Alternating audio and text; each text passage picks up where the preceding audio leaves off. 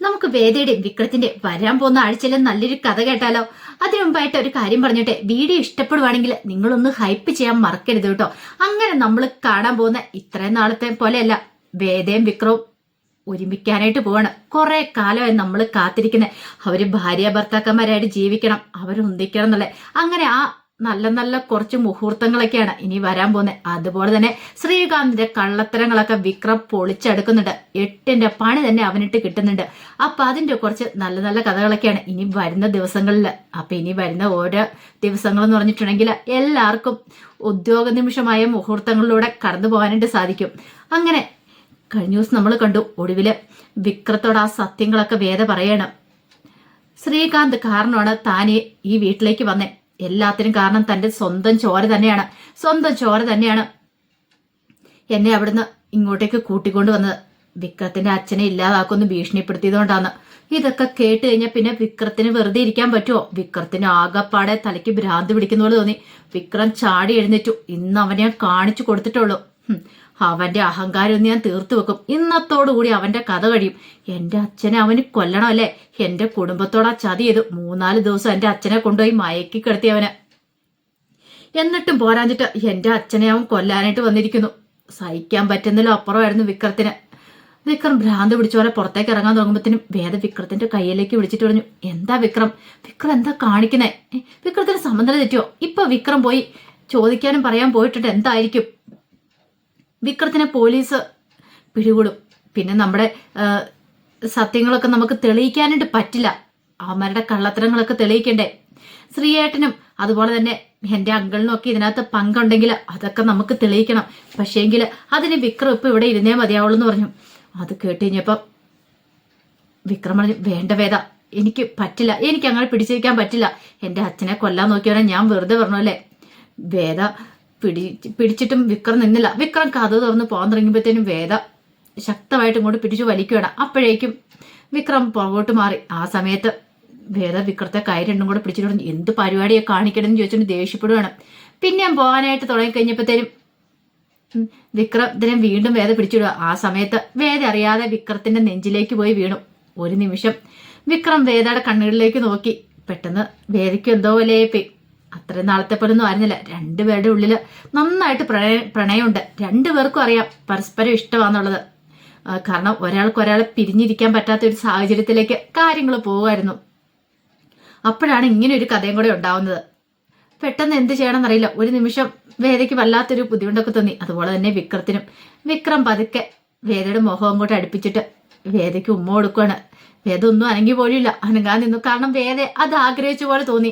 അങ്ങനെ രണ്ടുപേരും കൂടെ അവര് പോലും അറിയത്തില്ലാതെ ഒന്നാവാണ്. ഇത്രയും നാൾ അവരുടെ ഉള്ളിലുള്ള ആ പ്രണയം മുഴുവനും അങ്ങനെ വേദയെ ഉമ്മകൾ കൊണ്ട് മൂടുകയാണ് വിക്രം. പിന്നീട് അവരങ്ങനെ ഭാര്യ ഭർത്താക്കന്മാരായി ഒന്നാവാണ്.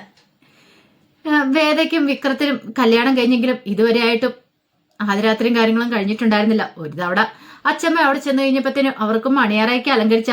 പക്ഷേങ്കില് അന്നൊക്കെ രണ്ടുപേരും കൂടെ കീരിയും പാമ്പിനെ പോലെ നിന്നോളൂ. രണ്ടുപേരും അടുക്കുന്നുണ്ടായിരുന്നില്ല. പക്ഷെ ഇങ്ങനെയല്ല, ഇന്ന് അങ്ങനെയല്ല. എന്താണെങ്കിലും അവർ രണ്ടുപേരും ഒന്നായി. എന്താണെങ്കിലും ഒരു കാര്യം വേദയ്ക്കും വിക്രത്തിനും മനസ്സിലായി, തങ്ങളിൽ ഒരാളില്ലെങ്കിൽ ഒരാളില്ലെന്നുള്ള കാര്യം. അങ്ങനെ പിറ്റേ ദിവസമായി കഴിഞ്ഞപ്പോഴത്തേനും നാഗർകോവിലേക്ക് പോവാനായിട്ട് ജോണിയും രാജേട്ടനും ഒക്കെ റെഡിയാവാണ്. അപ്പൊ നാഗർകോവിലില് പുളിക്കനുണ്ടെന്നുള്ളൊരു വിവരം കിട്ടിയിട്ടുണ്ടായിരുന്നു. അപ്പൊ അവിടെ ഒരു കടയിൽ പുളിക്ക് ചെന്നെന്നും പറഞ്ഞുകൊണ്ട് രാജേട്ടൻ അത് വാസവനോട് പറഞ്ഞിട്ടുണ്ടായിരുന്നു. അപ്പൊ ജോണിയെ കൂട്ടി വിടാനായിട്ടാണ് വാസവൻ ഒരുങ്ങിയിരിക്കുന്നത്. വാസവന്റെ വിശ്വസ്തനാണ് ജോണി. ജോണി എന്ന് പറഞ്ഞ ഒന്നാം തന്നെ ഒറ്റുകാരനാ. അവനാണെങ്കിലോ ഈ പറയുന്ന ചന്ദ്രശേഖരന്റെ പൈസ മേടിച്ചിട്ട് വിവരങ്ങളൊക്കെ വാസവന്റെ എല്ലാം ചോർത്തി കൊടുക്കുന്നുണ്ട്. ചന്ദ്രശേഖരനും ശ്രീകാന്തിനും പേടിയുണ്ട്, വാസവൻ എങ്ങാനും സത്യങ്ങളൊക്കെ അറിഞ്ഞിനി തിരിയുമോന്ന്.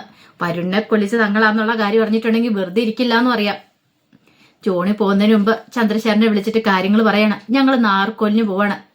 എന്തെങ്കിലും വിവരം ഉണ്ടെങ്കിൽ അവനെക്കുറിച്ച് എന്തെങ്കിലും വിവരം കിട്ടിയാൽ പറയാന്ന് പറഞ്ഞു. അത് കേട്ട് കഴിഞ്ഞപ്പം ചന്ദ്രശേഖരൻ പറഞ്ഞു, അവനെ കിട്ടിയിട്ടുണ്ടെങ്കിൽ പിന്നെ ഇരു ചെവി അറിയാതെ ഇങ്ങോട്ടേക്ക് എത്തിച്ചാൽ മതി. ആ രാജനും ജോസഫും ഒന്നും അവരൊന്നും ഒരു കാരണവശാലും അറിയാൻ പാടില്ല. വാസവന്റെ കയ്യിലോ ശ്രീനിവാസന്റെ കയ്യിലോ പുളിക്കിന് എത്തിപ്പെടാൻ പാടില്ല എന്ന് പറഞ്ഞു. അതൊക്കെ ഞങ്ങൾ ഏറ്റെന്ന് പറഞ്ഞു. ഈ സമയത്ത് വേദ എന്ത് ചെയ്തു? വേദ കോടതിയിലേക്ക് പോകുന്നുണ്ട്. അപ്പൊ കോടതിയിലേക്ക് പോയി വിക്രത്തെ രക്ഷിക്കാനുള്ള ചില കാര്യങ്ങളൊക്കെ ചെയ്യേണ്ടതുണ്ടായിരുന്നു. അപ്പൊ അതിന് വേണ്ടിയിട്ടുള്ള ഓട്ടപ്പാച്ചിലായിരുന്നു വേദ. പക്ഷെ എന്നാലും വീട്ടിൽ വരുമ്പോൾ വേദയ്ക്ക് ഭയങ്കര സന്തോഷം. പഴയതുപോലെയൊന്നും അല്ല. അവരിപ്പോ 2 കട്ടിലൊന്നും അല്ല കിടക്കുന്നത്, ഒരു കട്ടിലിൽ തന്നെ കിടക്കണേ. ഇപ്പൊ ശരിക്കും പറഞ്ഞാൽ കടന്നു പോകുന്ന ഓരോ നിമിഷം എന്ന് പറഞ്ഞാൽ അവരുടെ ഹണിമൂൺ ട്രിപ്പാണ്. ഹണിമൂൺ ട്രിപ്പ് എന്ന് പറഞ്ഞാൽ ആ മുറിക്കകത്തുള്ള ഹണിമൂൺ ട്രിപ്പ്. പുറത്തിറങ്ങാൻ പറ്റുന്നെന്ന് മാത്രമേ ഉള്ളൂ. വേദയ്ക്കും സന്തോഷം, വിക്രത്തിന് സന്തോഷം. ഒരു പക്ഷേ എങ്കില് അവരെ രണ്ടുപേരെയും കൂടെ ഒന്നിപ്പിക്കാൻ വേണ്ടിയിട്ടാണോ ഇങ്ങനെയൊക്കെ സംഭവവികാസങ്ങൾ ഉണ്ടായെന്ന് പോലും അവർക്ക് തോന്നിപ്പോയി. അതുപോലെയുള്ള കാര്യങ്ങളൊക്കെ ആയിരുന്നു. പിന്നീട് നാഗർകോവിൽ ചെന്ന് കഴിഞ്ഞപ്പോഴത്തേനും പുളിക്കനെ കുറിച്ചുള്ള വിവരങ്ങളൊക്കെ കിട്ടുവാണ്. അങ്ങനെ ഒടുവില് പുളിക്കൻ എവിടെയുണ്ടെന്നുള്ള കാര്യങ്ങളൊക്കെ അറിഞ്ഞു. അതറിഞ്ഞപ്പോ ജോണി ചന്ദ്രശേഖരനെ വിളിച്ച് കാര്യങ്ങളൊക്കെ പറയാണ്. പുളിക്കൻ എവിടെയുണ്ടെന്നുള്ള ഡീറ്റെയിൽസും കാര്യങ്ങളൊക്കെ ഇട്ടിട്ടുണ്ട്, ഞങ്ങൾ അങ്ങോട്ടേക്ക് പോകാൻ തുടങ്ങുമെന്ന്. ചന്ദ്രശേഖരൻ പറഞ്ഞു, ഒരു കാരണവശാലും അവൻ മിസ്സാവരുത്, അവൻ ഇങ്ങോട്ടേക്ക് തന്നെ കൊണ്ടുവരണമെന്ന് പറഞ്ഞു. ഈ സമയത്ത് ഈ രാജേട്ടന്റെ ജോണിയുടെ കാര്യത്തിൽ ചില സംശയങ്ങളൊക്കെ തോന്നി. അവൻ മാറി ഇന്ന് ഫോൺ വിളിക്കുന്നൊക്കെ രാജേട്ടൻ ശ്രദ്ധിക്കുന്നുണ്ടായിരുന്നു. രാജേട്ടൻ ജോസഫിനോട് അത് പറയുകയും ചെയ്തു. ജോസഫെ, ഇവന് എനിക്ക് അത്ര വിശ്വാസം പോരാ. എനിക്ക് തോന്നുന്നുണ്ട് മിക്കവാറും ഇവന് ആരുടെ കയ്യിൽ നിന്ന് പൈസ മേടിച്ചിട്ട് പണി തരാനാണോന്ന്.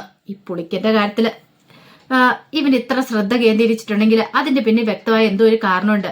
എനിക്ക് തോന്നേ മിക്കവാറും പുളിക്കനെ ഇവിടുന്ന് കടത്തിക്കൊണ്ട് പോകാനാണെന്ന് സംശയമുണ്ട്. വാസവനെ ഇവന് ഒറ്റുന്നുണ്ടോന്നൊരു സംശയം ഉണ്ടെന്ന് പറഞ്ഞു. അത് കേട്ടപ്പോ ജോസഫ് പറഞ്ഞു, അങ്ങനെ ചെയ്യുക, വാസവന്റെ ഉറ്റ കൂട്ടുകാരനല്ലേ നീ വെച്ചു. അതൊന്നും പറഞ്ഞിട്ട് കാര്യമില്ല, രാഷ്ട്രീയമല്ലേ, ഇവനൊക്കെ മലക്കം പറയുന്നവനാ, പണം കൊടുത്താൽ എന്തും ചെയ്യുമെന്ന് പറഞ്ഞു. ഒരു പക്ഷേങ്കില് ആർക്കോ വേണ്ടിയിട്ട് ഇവൻ പണിയുന്നുണ്ടോന്നൊരു സംശയമുണ്ട്. പുളിക്കനെ ഇല്ലാതാക്കാനായിട്ട് മിക്കവാറും ഈ പറയുന്ന വരുണിനെ ഇല്ലാതാക്കിയത് ആരാണെങ്കിലും അവർ ശ്രമിക്കും. പുളിക്കൻ കോടതിയെ വന്ന് സത്യങ്ങൾ പറഞ്ഞിട്ടുണ്ടെങ്കിൽ ഉറപ്പായിട്ടും കുടുങ്ങൂല അവര്. അപ്പൊ അതുകൊണ്ട് ഒരു പക്ഷേങ്കില് ഇനിയിപ്പം അങ്ങനെ ഒരു ചാരനാണോ ഈ ജോഡിയൊന്നും പറയാൻ പറ്റില്ലെന്ന് പറഞ്ഞു. അവർക്ക് സംശയങ്ങളൊക്കെ ഉണ്ടായി. അപ്പോഴേക്കും ജോസഫ് പറഞ്ഞൊരു കാര്യം ചെയ്യാം, അങ്ങനെയാണെങ്കിൽ നമുക്ക് ഇവനെ നിരീക്ഷിക്കാന്ന് പറഞ്ഞു. ഒരു കാരണവശാലും പുളിക്കനെ പിടികൂടിയിട്ടുണ്ടെങ്കിൽ നമ്മള് ജോണിയുടെ കൈവശം വാസവന്റെ അടുത്തേക്ക് വിടലെന്ന് പറഞ്ഞു. കാരണം നമ്മളും കൂടെ ഒന്നെങ്കിൽ പോണം, അല്ലെങ്കിൽ ചിലപ്പോൾ പണി കിട്ടുമെന്നുള്ള കാര്യം ഉറപ്പായി. പിന്നീട് ജോണി വിളിച്ച് പറഞ്ഞ കാര്യങ്ങളൊക്കെ കേട്ടിഞ്ഞപ്പോൾ ചന്ദ്രശേഖരന് സന്തോഷമായിരുന്നു. ചന്ദ്രശേഖരൻ ശ്രീകാന്തിനെ വിളിക്കുന്നുണ്ട്. ശ്രീകാന്തിനെ വിളിച്ചിട്ട് കാര്യങ്ങളൊക്കെ പറയണം. നമ്മൾ ഉദ്ദേശിച്ച പോലെ തന്നെ കാര്യങ്ങൾ മുന്നോട്ട് പോകുന്നുണ്ട്. അവനെക്കുറിച്ചുള്ള വിവരങ്ങൾ കിട്ടിയിട്ടുണ്ട്. അധികം വൈകാതെ തന്നെ ജോണി അവനെ ഇങ്ങോട്ട് കടത്തിക്കൊണ്ട് പോരുമെന്ന് പറഞ്ഞു. അത് കേട്ടപ്പോൾ ശ്രീകാന്ത് പറഞ്ഞു, എത്രയും പെട്ടെന്നെങ്കിൽ പെട്ടെന്ന്. ഒരു കാരണവശാൽ അവന് സത്യങ്ങളൊന്നും തുറന്നു പറയാൻ പാടില്ല ആ വാസവനോട്. അല്ലെങ്കിൽ ശ്രീനിവാസന്റെ അടുത്ത് എത്തിയിട്ടുണ്ടെങ്കിൽ ഇനി അറിയാലോ എന്താ സംഭവിക്കാൻ പോകുന്ന. വെറുതെ ഇരിക്കില്ല. അത് മാത്രമല്ല, അവനെ കോടതിയിൽ എത്തിച്ചിട്ടുണ്ടെങ്കിൽ ഈ പറയുന്ന വിക്രം നിരപരാധിയാന്ന് തെളിയുകയും ചെയ്യും. പിന്നെ നമ്മൾ അകത്ത് കിടക്കുമെന്ന് പറഞ്ഞു. അത് കേട്ടപ്പോൾ ചന്ദ്രശേഖരൻ പറഞ്ഞു, അതൊന്നും ഓർത്ത് നീ പേടിക്കണ്ട, ധൈര്യമായിട്ടിരിക്കാൻ പറഞ്ഞു. ഈ സമയം വേദയെ വിളിച്ചിട്ട് ശങ്കരനാരായണൻ കല്യാണക്കാരും ഒക്കെ പറയുന്നുണ്ട്, ഇനിയിപ്പം വിക്രമായിട്ട് നിനക്ക് വേറെ ബന്ധങ്ങളും കാര്യങ്ങളൊന്നും ഇല്ലോ, നീ ആ വീട് വിട്ട് പോന്നല്ലേ, ഒരു കാര്യം ചെയ്യാം, ദർശനമായിട്ടുള്ള ആലോചന വീണ്ടും ഒന്ന് പൊടി തട്ടിയെടുക്കാം. ഇനിയിപ്പോൾ ഞങ്ങളുടെ കണ്ണടയുന്നതിന് മുമ്പ് നിന്റെയും ദീപ്തിയുടെയും കല്യാണം നടക്കണം. ഇനിയിപ്പോൾ ഞങ്ങൾക്ക് അത് മാത്രം ആഗ്രഹമുള്ളെന്ന് പറഞ്ഞു. അത് കേട്ട് കഴിഞ്ഞപ്പോൾ വേദയ്ക്കൊരു ഞെട്ടലുണ്ടായത്. എല്ലാം കൊണ്ടും വേദ വിക്രത്തിന്റെ ഭാര്യയായി കഴിഞ്ഞിട്ടുണ്ടായിരുന്നു. പിന്നീട് വേദ പറഞ്ഞു, അതൊന്നും വേണ്ടച്ചാ, എന്തായാലും ഞാനിപ്പോൾ ഒരു കല്യാണത്തിലുള്ള തയ്യാറെടുപ്പിലൊന്നുമല്ല, എനിക്ക് വേറെ പല ലക്ഷ്യങ്ങളും ഉണ്ട്, അതൊക്കെ നേടണം, അല്ലാതെ ഞാനിപ്പോൾ ഒരു കല്യാണത്തെക്കുറിച്ച് ചിന്തിക്കുന്ന പോലും ഇല്ലെന്ന് പറഞ്ഞു. പക്ഷെ ശങ്കരനാരായണൻ പറഞ്ഞു, അത് പറഞ്ഞിട്ട് കാര്യമില്ല മോളെ, ഒരു കാര്യം ചെയ്യാം, ഒന്നുകൂടെ വാക്ക് പറഞ്ഞ് ഉറപ്പിച്ചെങ്കിലും വെക്കാം. പക്ഷെ എങ്കിലും വേദ സമ്മതിച്ചില്ല. വേദയ്ക്കറിയാം ഇതിന്റെ പിന്നിൽ ദർശന്റെ അച്ഛനുണ്ട്. അയാളെപ്പോഴൊരു ദുഷ്ടന്റെ വീട്ടിലേക്ക് പോയി കയറുക എന്ന് പറഞ്ഞാൽ ചിന്തിക്കാൻ പറ്റുന്നതിൽ അപ്പുറമായിരുന്നു വേദയ്ക്ക്. അല്ലെങ്കിലും വേദ ഒരിക്കലും അതിന് സമ്മതിക്കില്ല. വേദയുടെ ശരിക്കുള്ള ഭർത്താവ് ഇപ്പൊ വിക്രമാണല്ലോ. വിക്രത്തെ വിട്ടിട്ട് വേദ ഒരിടത്തേക്കും പോകത്തുമില്ല. വേദ അതിന് മുടക്കം പറഞ്ഞപ്പോ തന്നെ ശങ്കരനാരായണന് ഒരു സംശയം ഉണ്ടായിരുന്നു, ഇനി ഇവള് എല്ലാരെയും പറ്റിക്കോണം, വിക്രമായിട്ട് ഇവൾക്ക് അടുപ്പമുണ്ടോ, വീണ്ടും അവനുമായിട്ട് ഒന്നാവാൻ വേണ്ടിയിട്ടാണ് ഇവള് തീരുമാനിച്ചിരിക്കുന്നത് എന്നൊക്കെ ഒരു ചിന്തയും കാര്യങ്ങളൊക്കെ ശങ്കരനാരായണനും ഉണ്ടായിരുന്നു. ഒടുവിൽ ജോണിയും സംഘവും ചെന്ന് പുളിക്കനെ പിടികൂടുകയാണ്. പിന്നീടാണ് രാജേട്ടനൊക്കെ മനസ്സിലായത് തങ്ങൾ ഉദ്ദേശിച്ച പോലെ തന്നെയാണ് കാര്യങ്ങൾ. പുളിക്കനെ കടത്തിക്കൊണ്ടു പോകാനായിരുന്നു അവന്റെ ശ്രമം. എന്താണെങ്കിലും അവിടെ നിന്ന് പുളിക്കനെ രക്ഷിച്ച് അവരെ കൊണ്ടുപോവാണ്. കാരണം ജോണിക്കൊന്നും പുളിക്കനെ ഒന്നും ചെയ്യാനായിട്ട് പറ്റിയില്ല. അതിനു മുമ്പ് തന്നെ രാജേട്ടനും അനിയൻകുട്ടനും എല്ലാരും കൂടെ ചേർന്ന് അവിടുന്ന് പുളിക്കനെ കടത്തിക്കൊണ്ടുപോയി. കാരണം പുളിക്കൻ കോടതിയെ സത്യങ്ങൾ തുറന്നു പറഞ്ഞാൽ മാത്രമേ വിക്രത്തിന് രക്ഷപ്പെടാൻ പറ്റുള്ളൂ. ആ കാര്യം അവർക്ക് മനസ്സിലായി. ഈ സമയത്ത് വേദ പതിവ് പോലെ തന്നെ വീട്ടിലേക്ക് വന്നു. വീട്ടിലേക്ക് വന്നിട്ട് മുറിയിലേക്ക് കയറി കഴിഞ്ഞപ്പോൾ വിക്രം പറഞ്ഞു, അതെ എനിക്കിവിടെ ഇരുന്ന് ഭയങ്കര ബോറടിക്കുന്നുണ്ട്, മടുപ്പായി തുടങ്ങി എന്ന് പറഞ്ഞു. അത് കേട്ടപ്പോൾ വേദ പറഞ്ഞു, അതെ, പകൽ എനിക്ക് കോടതി പോകാതിരിക്കാൻ പറ്റില്ല, ചില അത്യാവശ്യ കാര്യങ്ങളൊക്കെ ഉണ്ടെങ്കിൽ എനിക്ക് പുറത്ത് പോകാതിരിക്കാൻ പറ്റില്ല എന്ന് പറഞ്ഞു. നീ ഇവിടെ ഉണ്ടേ കുഴപ്പമില്ല, പക്ഷേ എങ്കിലും നീ ഇല്ലെങ്കിൽ എനിക്ക് ഭയങ്കര ബോറടിയാന്ന് പറഞ്ഞു. വേദ പറഞ്ഞു, അതെ, തൽക്കാലത്തേക്ക് കുറച്ച് ബോറടിക്കുന്നൊക്കെ നല്ലാന്ന് പറഞ്ഞു. ആ സമയത്ത് വിക്രം പറഞ്ഞു, ആഹാ, എന്നാ അങ്ങനെയാണോ, അന്നൊന്ന് കാണട്ടെ എന്ന് പറഞ്ഞിട്ട് വിക്രം എഴുന്നേറ്റ് വേദ അങ്ങോട്ട് ചേർത്ത് പിടിച്ച് ഉമ്മ വെക്കാൻ തുടങ്ങുകയാണ്. ഇതേ സമയത്താണ് ശ്രീകാന്ത് അങ്ങോട്ടേക്ക് കയറി വരുന്നത്.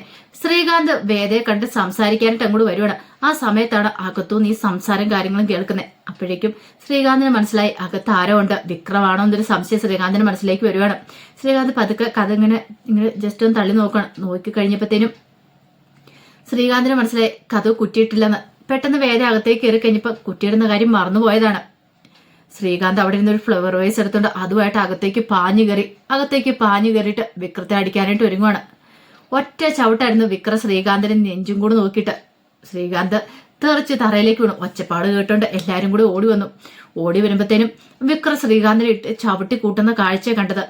പിന്നീട് അവിടെ നിന്ന് ശ്രീകാന്ത് അടിക്കാൻ ഓങ്ങിയ ഫ്ലവർ വേസ് എടുത്ത് ശ്രീകാന്തിനെ തലക്കിട്ട് അടിക്കാൻ തുടങ്ങുകയാണ് വിക്രം. അപ്പോഴേക്കും വേദ വിക്രം എന്ന് പറഞ്ഞിട്ട് ഓടി വന്ന് വിക്രത്തിനെ പിടിച്ചു മാറ്റാൻ ശ്രമിക്കുകയാണ്. അപ്പോഴേക്ക് ശങ്കരനാരായണൻ എല്ലാവരും കൂടെ വന്നു. ശ്രീകാന്തിനോട് നല്ല വണ്ണം തന്നെ കിട്ടിയിട്ടുണ്ടായിരുന്നു. ആ സമയം ശങ്കരനാരായണൻ ചോദിച്ചു, എന്താ വിക്രം ഇത് എന്താ കാണിക്കുന്നത്, വിക്രം ഇങ്ങനെ ഇവിടെ വന്നേ എന്നൊക്കെ ചോദിച്ചുകൊണ്ട് ദേഷ്യപ്പെടുകയാണ്. അപ്പോഴേക്കും വേദ പറഞ്ഞു, അച്ഛൻ വിക്രത്തോട് ദേഷ്യപ്പെടണ്ട, ശ്രീയേട്ടന് കിട്ടാനുള്ളത് മൊത്തം കിട്ടിയിട്ടില്ല, തുടക്കം മാത്രം ആയിട്ടുള്ളെന്ന് പറഞ്ഞു. വിക്രം പറഞ്ഞു, ഇവനെ ഞാൻ വെറുതെ പറഞ്ഞോ, ഇത്ര നാള് വേദ പറഞ്ഞുകൊണ്ട് മാത്രം ഞാൻ ഒന്നും ചെയ്യാതിരുന്നേ, പക്ഷെ എനിക്കിനി വെറുതെ വിടാൻ പറ്റില്ല. എന്റെ അച്ഛനെ കൊല്ലാൻ നോക്കി, പിന്നെ അതും പോരാഞ്ഞിട്ട് വീണ്ടും എന്റെ അച്ഛനെ കൊല്ലുമെന്ന് പറഞ്ഞ് ഭീഷണിപ്പെടുത്തിയിട്ട് വേദയെ ഇങ്ങോട്ടേക്ക് വിളിച്ചോണ്ട് വന്നു. എല്ലാത്തിനും കാരണം ഇവന് ഒരുത്തനാന്നൊക്കെ പറയാണ്. അത് കേട്ടിച്ചപ്പോ ശങ്കരനാരായണനൊക്കെ അന്തം വിട്ടുപോയി. അവരൊന്നും ഒരിക്കലും പ്രതീക്ഷ കാര്യമായിരുന്നില്ല ഇങ്ങനെ ഒരു ട്വിസ്റ്റ്. ഇതൊക്കെ എന്നൊരു ചിന്തയായിരുന്നു അവരുടെ മനസ്സിൽ. അവരറിയാത്ത പല കാര്യങ്ങളും അപ്പോഴേക്കും വേദയും കൂടെ അങ്ങോട്ട് വിളിച്ചു പറയാണ്. പ്ലാൻ ചെയ്ത് ശ്രീയേട്ടനും അതുപോലെ തന്നെ ചന്ദ്രശേഖരൻ അങ്കിളും കൂടെ ചേർന്നിട്ടാണ് പിന്നീട് അവർ നടത്തിയ ഓരോ കാര്യങ്ങളും താൻ കേട്ടതും വിക്രത്തെ പോയി രക്ഷിച്ചുകൊണ്ട് വന്നതല്ല. അതെല്ലാം കേട്ടുകഴിഞ്ഞപ്പോൾ ദീപ്തി പോലും അമ്പരന്ന് പോയി. ഒരു തവണ പോലും തന്നോട് ഈ കാര്യത്തെക്കുറിച്ചൊന്നും വേദയിച്ച് പറഞ്ഞിട്ട് പോലും ഇല്ലോ എന്നൊരു ചിന്ത ദീപ്തിയുടെ മനസ്സിലും ഉണ്ടാകുന്നുണ്ട്. ശ്രീകാന്ത് ആദ്യമൊക്കെ നിരസിക്കാൻ ശ്രമിച്ചു. പക്ഷേ എങ്കിലും വിക്രം കൊല്ലൂന്ന് പറഞ്ഞ് ഭീഷണിപ്പെടുത്തുകയുണ്ട് അവന്റെ അടുത്തേക്ക് വന്നു. ഒടുവിൽ അവന് സത്യങ്ങളൊക്കെ തുറന്നു പറയേണ്ടതായിട്ട് വരുവാണ്. എല്ലാം കേട്ട് കഴിഞ്ഞപ്പോഴത്തേനും വല്ലാത്തൊരവസ്ഥയായി പോയി ശങ്കരനാരായണൻ. ഒരിക്കലും പ്രതീക്ഷിച്ചില്ല അവൻ ഇങ്ങനെയൊക്കെ ചെയ്യുമെന്നുള്ള കാര്യം. ഇതേ സമയത്താണ് വേദയ്ക്ക് ഒരു കോള് വരുന്നത്. അങ്ങനെ രാജേട്ടന്റെ ഫോൺ കോളായിരുന്നു വന്നേ. വിളിക്കണ കിട്ടിയ കാര്യങ്ങളൊക്കെ പറയണം. അതെല്ലാം കേട്ട് കഴിഞ്ഞപ്പോഴത്തേനും വേദ പറഞ്ഞു, ഒരു കാര്യം ചെയ്യാം, ഇപ്പൊ തന്നെ വീട്ടിലേക്ക് കൊണ്ടുവരാൻ, കാരണം ജഡ്ജിയുടെ മുന്നിൽ ഹാജരാക്കാനായിട്ട് കോടതിയെ കൊണ്ടുവന്ന സമയമല്ലായിരുന്നു. അതുകൊണ്ട് ജഡ്ജിയുടെ മുന്നിൽ കൊണ്ടുവന്ന് സത്യങ്ങളൊക്കെ പറയിക്കാലോ. അങ്ങനെ പുളിക്കനെ കൊണ്ട് അവര് വന്നിട്ട് ശങ്കരനാരായണന്റെ മുന്നിൽ നിന്നിട്ട് കാര്യങ്ങളെല്ലാം തുറന്നു പറയണം. പിന്നീട് പറഞ്ഞു, എന്റെ ജീവന് ഭീഷണിയുണ്ട്, എന്നെ രക്ഷിക്കണമെന്ന് പറയണം. എല്ലാം കേട്ട് കഴിഞ്ഞപ്പോഴത്തേനും ശങ്കരനാരായണൻ ഭ്രാന്ത് പിടിക്കുന്നവർ തോന്നി. ശ്രീകാന്തൊക്കെ ഇതിന്റെ പിന്നിൽ നിറഞ്ഞു. പിന്നെ പറയേണ്ട കാര്യമുണ്ടോ, ശ്രീകാന്തിനെ അടിച്ചിറക്കുമല്ലേ. പിന്നെ അതിനേക്കാൾ ഉപരി വാസവൻ ഈ കാര്യങ്ങളൊക്കെ അറിഞ്ഞിട്ടുണ്ടെങ്കിൽ പിന്നെ ശ്രീകാന്തിനെ ഈ പറയുന്ന ചന്ദ്രശേഖരനെ വെറുതെ വിടില്ല, തല്ലിക്കൊല്ലത്ത് മാത്രമേ ഉള്ളൂ. അപ്പൊ അതിന്റെ നല്ല വിശേഷങ്ങളെ കാണാൻ പോകുന്നേ. വിക്രത്തെ രക്ഷിക്കാൻ പോവാ വേദ. അപ്പൊ അതിന്റെ നല്ല നല്ല കഥകൾക്കായി നമുക്ക് എല്ലാവർക്കും കാത്തിരിക്കാട്ടോ. ഒരിക്കൽ കൂടി എല്ലാവർക്കും ശുഭദിനം നേർന്നുകൊണ്ട് നിർത്തുന്നു.